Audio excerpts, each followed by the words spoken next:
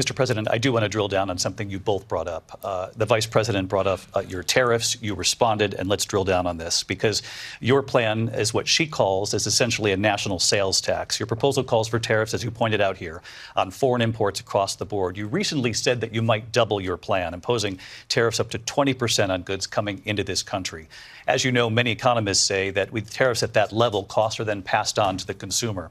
Vice President Harris has argued it'll mean higher prices on gas, food, clothing, medication, arguing it costs the typical family nearly $4,000 a year. Do you believe Americans can afford higher prices because of tariffs? They're not going to have higher prices. What's going to have and who's going to have higher prices is China and all of the countries that have been ripping us off for years. I was the only president ever. China was paying us hundreds of billions of dollars, and so were other countries. And, you know, if she doesn't like them, they should have gone out and they should have immediately cut the tariffs. But those tariffs are there 3.5 years now under their administration. We are going to take in billions of dollars, hundreds of billions of dollars. I had no inflation, virtually no inflation. They had the highest inflation perhaps in the history of our country, because I've never seen a worse period of time. People can't go out and buy cereal or bacon or eggs or anything else.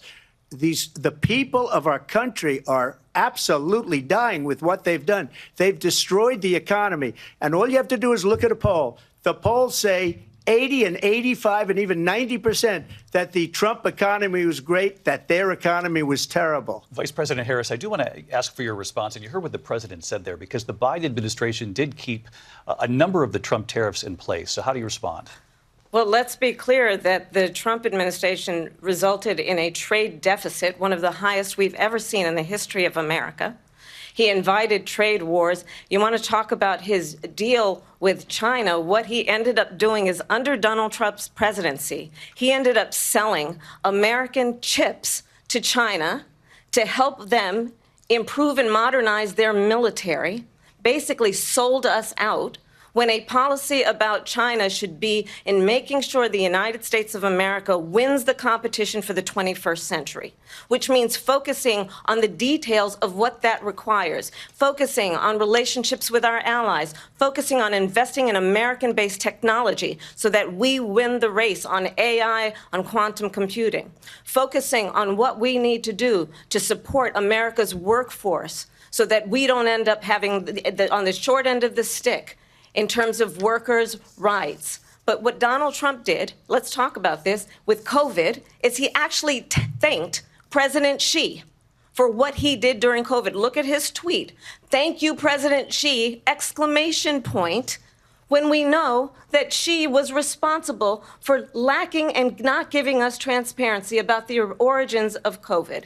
President Trump, I'll let you respond. First of all, they bought their chips from Taiwan. We hardly make chips anymore because of philosophies like they have and policies like they have. I don't say her because she has no policy. Everything that she believed 3 years ago and 4 years ago is out the window. She's going to my philosophy now. In fact, I was going to send her a MAGA hat.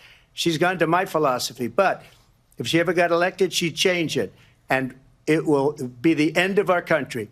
She's a Marxist. Everybody knows she's a Marxist. Her father's a Marxist professor in economics, and he taught her well. But when you look at what she's done to our country, and when you look at these millions and millions of people that are pouring into our country monthly, where it's, I believe, 21 million people, not the 15 that people say, and I think it's a lot higher than the 21. That's bigger than New York State pouring in. And just look at what they're doing to our country. They're criminals. Many of these people coming in are criminals. And that's bad for our economy, too. You know, you mentioned before, we'll talk about immigration later. Well, bad immigration is the worst thing that can happen to our economy. They have, and she has, destroyed our country with policy that's insane. Almost policy that you'd say they have to hate our country. President Trump, thank you.